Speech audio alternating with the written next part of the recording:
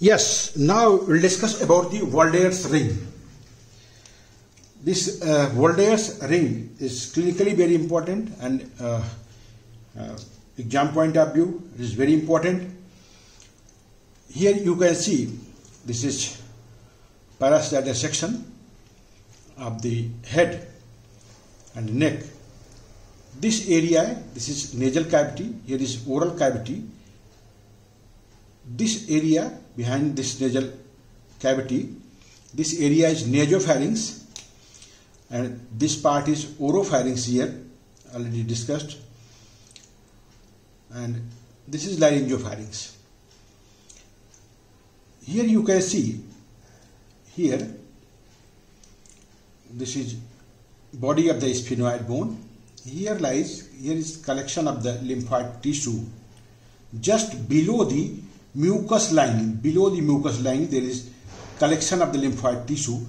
This is nasopharyngeal tonsil. This part is nasopharyngeal tonsil. This is nasopharyngeal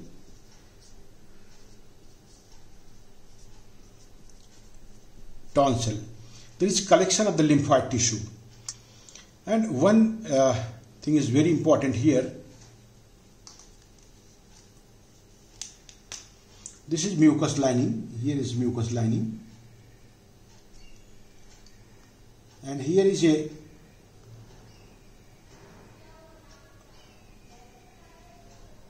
bursa is present here. This is known as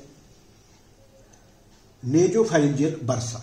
This is nasopharyngeal bursa. Here a small depression is present. This is nasopharyngeal bursa. This is nasopharyngeal bursa, and it is also known as, this is also known as pouch of Laska. This is also known as pouch of Laska. This is nasopharyngeal bursa.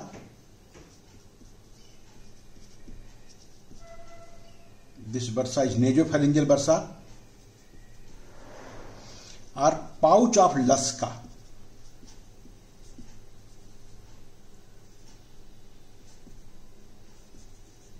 Laska.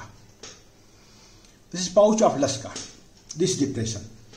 And this depression is formed by adhesion of the developing notochord. So here lies notochord and developing foregut. So this part develops from the foregut, which form the pharynx. So dorsal part of the developing foregut, suppose this is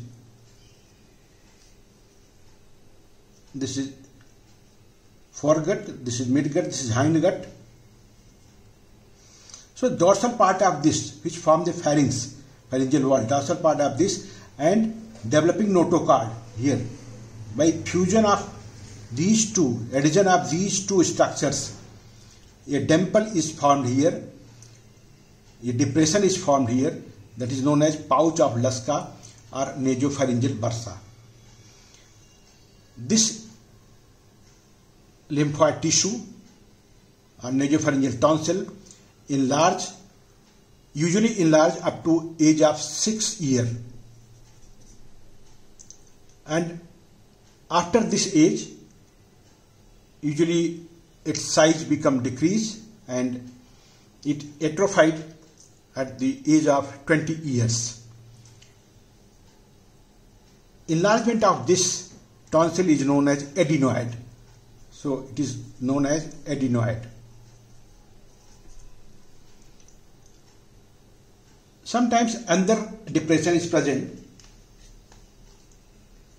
above this here, this part.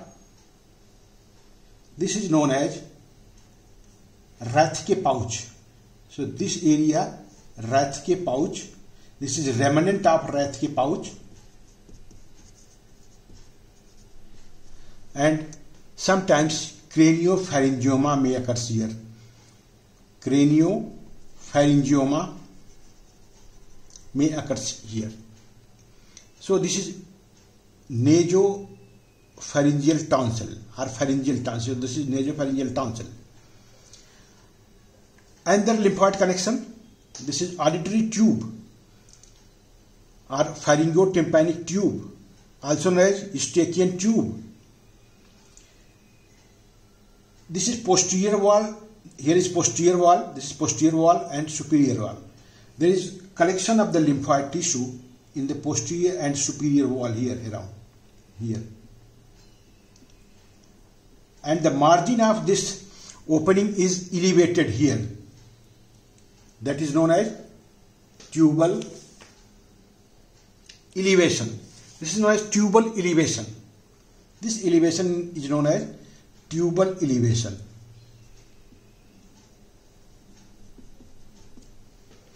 This elevation is due to collection of the lymphoid tissue and forms the tubal tonsil. This is tubal tonsil. So tubal tonsil is formed here. And another thing, and here is two folds from palate, palatoglossal and palatopharyngeal arch. So this is palatoglossal and palatopharyngeal arch. If you see from anterior side in coronal section, you can find here is position of the, this is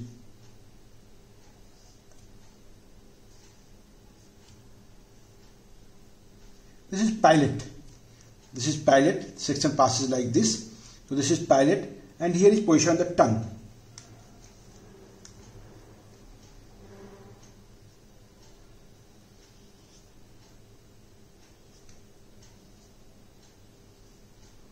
This is tongue. Here is foramen cecum. This is anterior 2/3 and this is posterior 1/3 of the tongue. And here below the mucosa there is lymphoid collection and the dorsum of the posterior 1/3 part of the tongue. So here is lymphoid collection. So this lymphoid collection is known as lingual tonsil. So this is lingual tonsil. So lingual tonsil. And here is palatoglossal arch. This is palate from here. This is palatoglossal arch, and another arch is palatopharyngeal arch. So palatoglossal arch lies anteriorly, and this is palatopharyngeal arch. And this is palate. So palatoglossal, this is palatoglossal arch, and this is palatopharyngeal arch.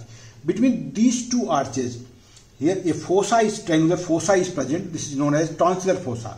This fossa is known as tonsillar fossa.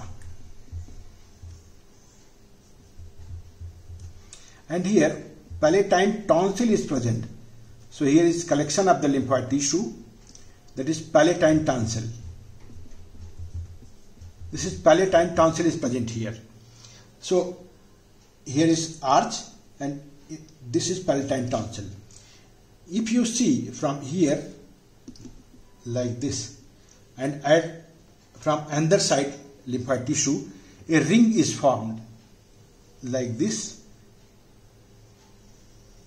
This is a ring. Here is position of, this is nasopharyngeal tonsil, and here is auditory tube. This is auditory tube, and here is collection of near the and the posterior and superior wall of this tube. There is collection of tubal tonsil. So this is tubal tonsil. This is tubal tonsil, and under here palatine tonsil. In the tonsillar fossa, there is palatine tonsil. This is collection of the lymphoid tissue. This is palatine tonsil. And inferiorly, here is lingual tonsil. This is tongue. This is dorsum of the posterior 1/3 of tongue, and here is lingual tonsil. So you can see all these tonsils form the Waldeyer's ring. These tonsils are present at the entry side of the air passage. This is entry of the air passage here, and entry of the food passage. To prevent the infection which goes from the outer side. So these are the defense mechanisms provided by these tonsils. This is known as Waldeyer's ring. So this is all about the Waldeyer's ring. Thank you.